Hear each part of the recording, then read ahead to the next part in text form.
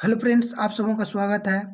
आइए दोस्तों, आज मैं आप लोगों के लिए भारतीय राज्य व्यवस्था का जो ये एनसीईआरटी का सीरीज रहेगा, एनसीईआरटी का सीरीज भारतीय राज्य व्यवस्था का मैं लेकर के आया हूँ। और दोस्तों, मैं पार्ट बाय पार्ट पूरे पूरे राज्य व्यवस्था जो भारतीय संविधान है इसको मैं कवर कराऊंगा। बस दोस्तों, आप लोग पार्ट बाय पार्ट देख लीजिएगा, आपको पूरा एनसीईआरटी ये एनसीईआरटी से लिया गया है और एनसीईआरटी कवर हो जाएगा। और जिससे आपको किसी भी एग्ज़ाम में, आप कोई भी एग्ज़ाम दे रहे हैं ऑल इंडिया में, तो आपको वहाँ ये बहुत ही मददगार साबित होगा दोस्तों। बस दोस्तों, आप ध्यान से देखिएगा। और दोस्तों, यदि आप इस चैनल पर नए हैं तो आप दोस्तों प्ले लिस्ट में जाइए, वहाँ जनरल अवेयरनेस का जो मिक्सचर जी के मिसलेनियस का सीरीज है उसमें आप देखिए बेहतरीन कलेक्शन है। और दोस्तों, आप वहाँ से बहुत सारा चीज़ सीखिएगा। और दोस्तों, मैं इसी तरह से अब आप लोगों के लिए ये राज्य व्यवस्था का एनसीईआरटी का वन लाइनर सीरीज है दोस्तों। इसमें आपको मैं बता दूं कि क्लास 6 से लेकर के क्लास 12 तक का, 6 से लेकर के 12 तक का जो है वो सबको समाहित किया गया है। इसलिए दोस्तों, आप लोगों के लिए महत्वपूर्ण हो जाता है।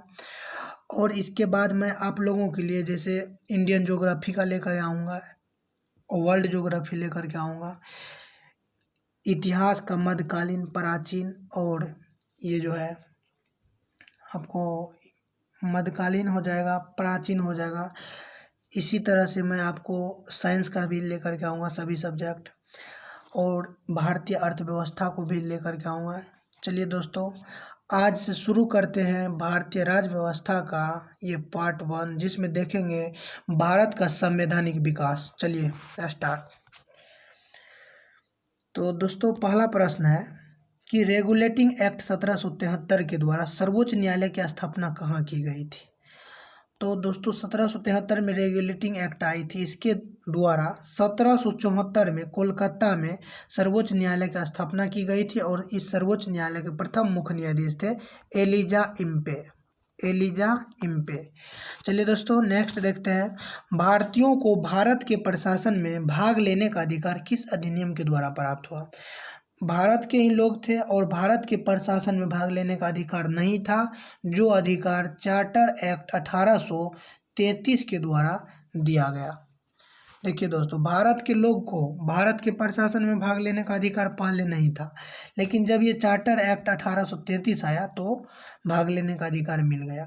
अगला है, भारतीय विधान परिषद को बजट पर बहस करने की शक्ति किस अधिनियम के द्वारा दिया गया। दोस्तों, भारत के जो विधान परिषद थे, विधान परिषद, इसका चर्चा है 169 अनुच्छेद में।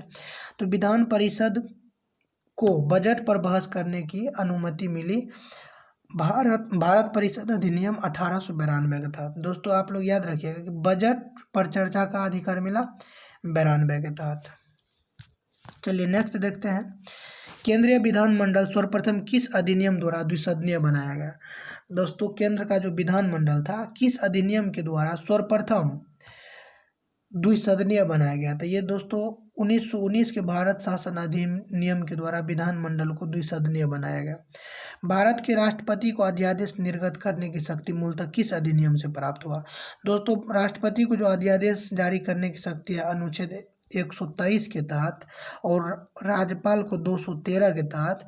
तो दोस्तों, यहाँ पर राष्ट्रपति को जो अध्यादेश जारी करने की शक्ति मिली, ये भारत शासन अधिनियम 1935 के द्वारा मिली। चलिए दोस्तों, नेक्स्ट देखते हैं, केंद्र में द्वैध शासन व्यवस्था किस अधिनियम के द्वारा लागू की गई। केंद्र में द्वैध शासन व्यवस्था भारत शासन अधिनियम 1935 के द्वारा।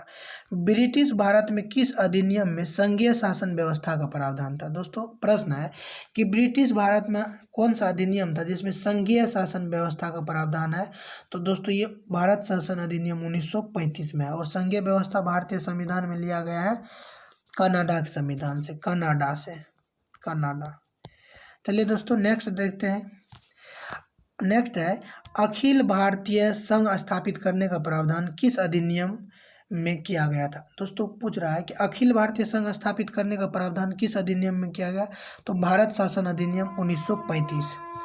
चलिए दोस्तों, नेक्स्ट देखते हैं कि भारत के संविधान में केंद्र और राज्य के मध्य किया गया शक्तियों का विभाजन भारत सरकार अधिनियम 1935 पर आधारित है। दोस्तों भारत में जो केंद्र और राज्य के मध्य शक्ति का विभाजन है ये किस अधिनियम पर आधारित है? तो ये दोस्तों भारत सरकार अधिनियम 1935 पर आधारित है।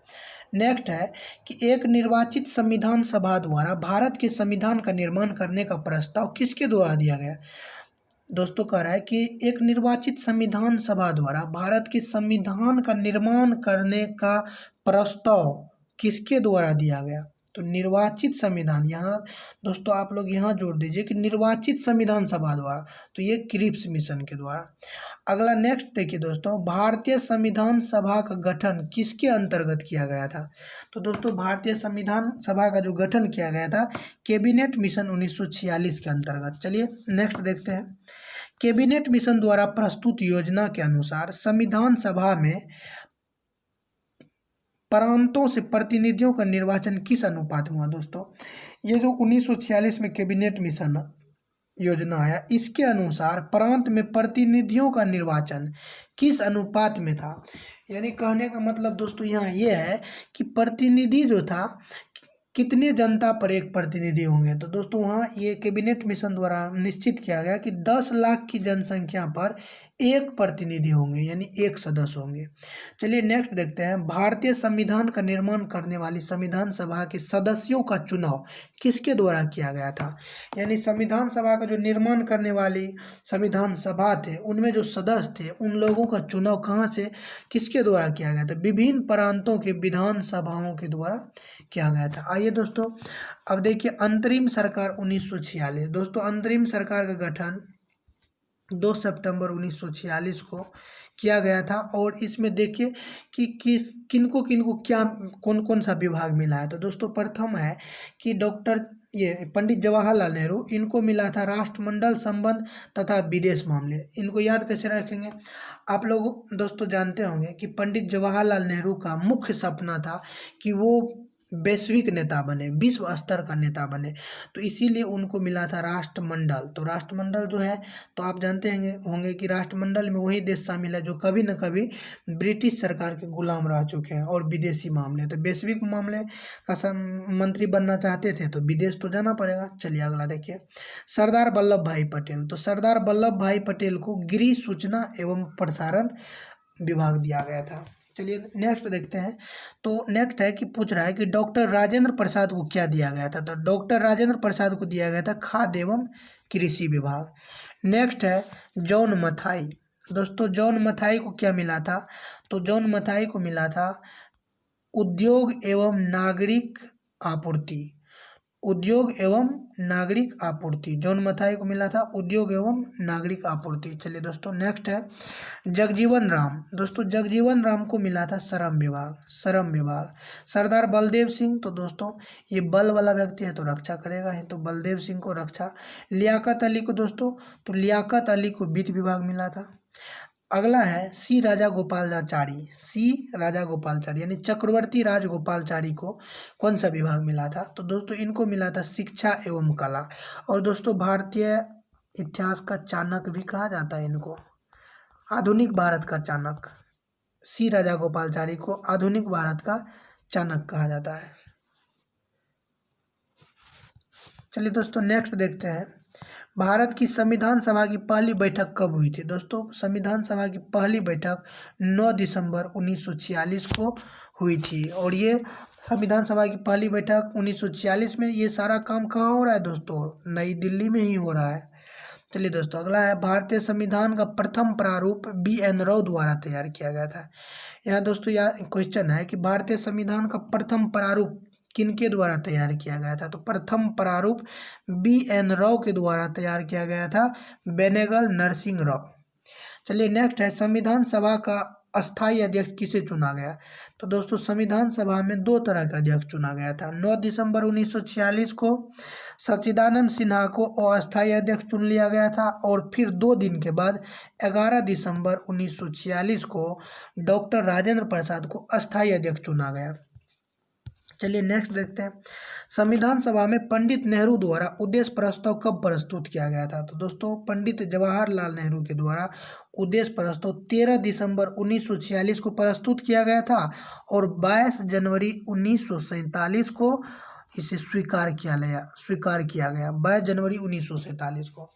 दिसंबर में 13 तारीख को 1946 में प्रस्तुत किया और 22 जनवरी 1947 को स्वीकार किया गया। चलिए दोस्तों नेक्स्ट देखते हैं, भारतीय संविधान के निर्माण काल में संविधान सभा के कुल कितने अधिवेशन हुए। यानी दोस्तों पूछ रहा है कि संविधान निर्माण करने के पीरियड में, अवधि में कुल कितने अधिवेशन आयोजित हुए थे। तो दोस्तों 12 अधिवेशन का आयोजन किया गया था। भारतीय संविधान के निर्माण में संविधान सभा को कितना समय लगा, 2 वर्ष 11 माह 18 दिन। चलिए दोस्तों नेक्स्ट देखते हैं। नेक्स्ट है, भारतीय संविधान सभा के संवैधानिक सलाहकार कौन थे। तो दोस्तों ये सलाहकार वही थे, BN राव, बेनेगल नरसिंह राव। भारत की संविधान सभा ने वर्तमान रूप में राष्ट्रीय ध्वज को कब अपनाया। अभी जो वर्तमान रूप में राष्ट्रीय ध्वज है इसे कब अपनाया गया था, तो 22 जुलाई 1947 को। चलिए नेक्स्ट देखते हैं, संविधान सभा की प्रथम बैठक की अध्यक्षता डॉक्टर सच्चिदानंद सिन्हा ने किया था, जो अस्थायी अध्यक्ष थे और इनको 9 दिसंबर 1946 को चुना गया था। भारत का संविधान कब स्वीकार किया गया था। दोस्तों सिर्फ पूछ रहा है कि स्वीकार किया गया, या पूछ सकता था आपको अंगीकार किया गया, तो 26 नवंबर 1949 को। और नेक्स्ट है, भारतीय संविधान पूर्णतः कब लागू हुआ था। दोस्तों भारतीय संविधान पूर्णतः लागू हुआ था 26 जनवरी 1950। अगला है, 26 नवंबर 1949 को भारतीय संविधान किसके द्वारा अधिनियमित किया गया था। 26 नवंबर 1949 को भारतीय संविधान दोस्तों संविधान सभा के द्वारा अधिनियमित किया गया था। नेक्स्ट है, जनगण मन को भारत के राष्ट्रगान के रूप में कब अपनाया गया था। तो दोस्तों ये जनगण मन को 24 जनवरी 1950 को अपनाया गया था। और भारतीय राष्ट्रीय कांग्रेस के जो सम्मेलन था 1911 का अधिवेशन जो में इनको गाया गया था जन गण मन को। चलिए नेक्स्ट देखते हैं, भारत सरकार द्वारा अशोक स्तंभ को राष्ट्रीय चिन्ह के रूप में कब अंगीकृत किया गया था। दोस्तों अशोक स्तंभ जो है इनको राष्ट्रीय चिन्ह के रूप में 26 जनवरी 1950 को अंगीकृत किया गया था। संविधान सभा की सलाहकार समिति के अध्यक्ष कौन थे। दोस्तों संविधान सभा में जो सलाहकार समिति थे, यहाँ दोस्तों ध्यान दीजिएगा, संविधान सभा के सलाहकार थे BN राव और यहाँ है सलाहकार समिति के अध्यक्ष तो थे ये सरदार वल्लभ भाई पटेल। चलिए नेक्स्ट देखते हैं, संविधान सभा की झंडा समिति के अध्यक्ष कौन थे। तो झंडा समिति के अध्यक्ष थे, संविधान सभा के झंडा समिति के अध्यक्ष डॉक्टर राजेंद्र प्रसाद। यहाँ दोस्तों कंफ्यूज मत होइएगा, ये बिल्कुल सही है कि संविधान सभा की झंडा समिति का अध्यक्ष कौन थे, तो डॉक्टर राजेंद्र प्रसाद। अब देखते हैं दोस्तों प्रमुख समितियां एवं उनके अध्यक्ष। जो संविधान सभा में कुछ समिति थे उनको किसको कौन सा समिति का अध्यक्ष बनाया गया है। चलिए दोस्तों प्रथम है कि संघ शक्ति समिति के अध्यक्ष कौन थे, पंडित जवाहरलाल नेहरू। अगला है संघीय संविधान समिति का अध्यक्ष, संघीय संविधान समिति के अध्यक्ष कौन थे, तो पंडित जवाहरलाल नेहरू। नेक्स्ट है प्रांतीय संविधान समिति के, तो प्रांतीय के कौन थे, सरदार वल्लभ भाई पटेल। नेक्स्ट है प्रारूप समिति के अध्यक्ष कौन थे, तो प्रारूप समिति के थे डॉक्टर भीमराव अंबेडकर। चलिए नेक्स्ट देखते हैं मौलिक अधिकारों एवं अल्पसंख्यकों संबंधी परामर्श समिति। तो दोस्तों मौलिक अधिकार के लिए आप लोग जानते करते होंगे कि सरदार वल्लभ भाई पटेल थे। प्रक्रिया नियम समिति के कौन थे, तो प्रक्रिया नियम समिति के डॉक्टर राजेंद्र प्रसाद थे। नेक्स्ट है राज्यों के लिए जो समिति बनाई गई थी उसका अध्यक्ष कौन था। राज्यों के लिए जो समिति बनाई गई थी उसका अध्यक्ष था पंडित जवाहरलाल नेहरू। संचालन समिति के अध्यक्ष कौन थे, तो डॉक्टर राजेंद्र प्रसाद। संचालन समिति के अध्यक्ष डॉक्टर राजेंद्र प्रसाद। चलिए दोस्तों नेक्स्ट है संविधान सभा के कार्यों से संबंधित समिति का अध्यक्ष, यानी संविधान सभा के जो कार्य थे उनसे संबंधित समिति के अध्यक्ष कौन थे, तो GV मावलंकर, GV गणेश वासुदेव मावलंकर। चलिए दोस्तों नेक्स्ट है संविधान सभा ने डॉक्टर भीमराव अंबेडकर की अध्यक्षता में प्रारूप समिति का गठन कब किया था। दोस्तों प्रारूप समिति का गठन 29 अगस्त 1947 को किया गया था। डॉक्टर भीमराव अंबेडकर का संविधान सभा में निर्वाचन किस प्रेसिडेंसी से हुआ था, तो दोस्तों मुंबई प्रेसिडेंसी से इनका निर्वाचन हुआ था। नेक्स्ट है भारत शासन अधिनियम 1919 की समीक्षा करने के लिए वर्ष 1927 में साइमन कमीशन का गठन किया गया था। दोस्तों यहाँ आपसे ऐसे पूछ लेगा कि 1927 में साइमन कमीशन का गठन किसका समीक्षा करने के लिए किया गया था। तो दोस्तों 1927 में साइमन कमीशन का गठन हुआ था और 1919 के जो अधिनियम था उसका समीक्षा करने के लिए। दोस्तों आप लोग यहाँ कंफ्यूज मत होइएगा कि साइमन कमीशन 1928 में गठन हुआ। दोस्तों 1928 में साइमन कमीशन भारत पहुंचा था, बल्कि गठन तो 1927 में कर लिया था।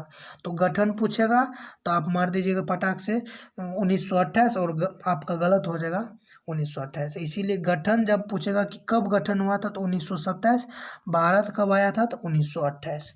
चलिए नेक्स्ट देखते हैं दोस्तों। भारत का संविधान मूलतः 2 भाषाओं हिंदी तथा अंग्रेजी में लिखा गया था और सभी सदस्यों ने इन दोनों प्रतियों पर हस्ताक्षर किए। यानी दोस्तों यहाँ कह रहा है कि भारत के जो संविधान थे 2 भाषा में हिंदी और अंग्रेजी में लिखा गया, सभी सदस्य ने इन दोनों प्रतियों पर हस्ताक्षर किए। चलिए दोस्तों पार्ट 1 यही कंप्लीट होता है। अब मैं आगे आप लोगों के लिए पार्ट 2 लेकर के आऊँगा। दोस्तों यदि आप इस वीडियो के माध्यम से कुछ सीख रहे हैं, आपको अच्छा लग रहा है, तो अपने दोस्तों में वीडियो को शेयर कीजिए, लाइक कीजिए, ताकि दोस्तों मैं आगे इसी तरह से मैं आगे आप लोगों के लिए लेकर के आता रहूं।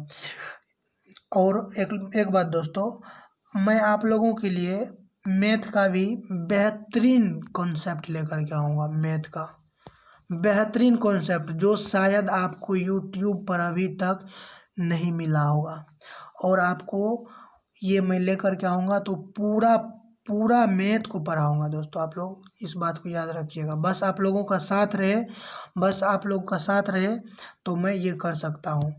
लेकिन दोस्तों आप लोग याद रखिएगा, ऐसा कॉन्सेप्ट लाऊंगा कि आप पढ़ के खुश हो जाइएगा। और वो कॉन्सेप्ट अभी तक यूट्यूब पर उपलब्ध नहीं है, उपलब्ध है यूट्यूब पर नहीं। आपको पेड कोर्स लेना पड़ेगा, तब जाके वो मिलेगा। और मैं यूट्यूब पर पूरा लाऊंगा और कोई पेड नहीं, पूरा A to Z कॉन्सेप्ट रहेगा, आप पढ़ के बुलंद हो जाएगा। चलिए दोस्तों बस यहीं तक रहने देते हैं। आप सबों का बहुत बहुत धन्यवाद।